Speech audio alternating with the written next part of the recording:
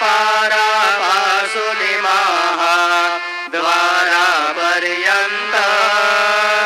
सुरवरांचे मानले उभे जोडून हात. शुक सनकादिक नारद तुंबर भक्तांच्या कोटी त्रिशूल डमरू घेऊन उभा गिरजेचा पती. कलियुगीचा भक्त नामा उभा कीर्तनी पाठीमागे उभे डोळा लावून या जनी. उठा उठा श्री साईनाथ गुरु चरण कमल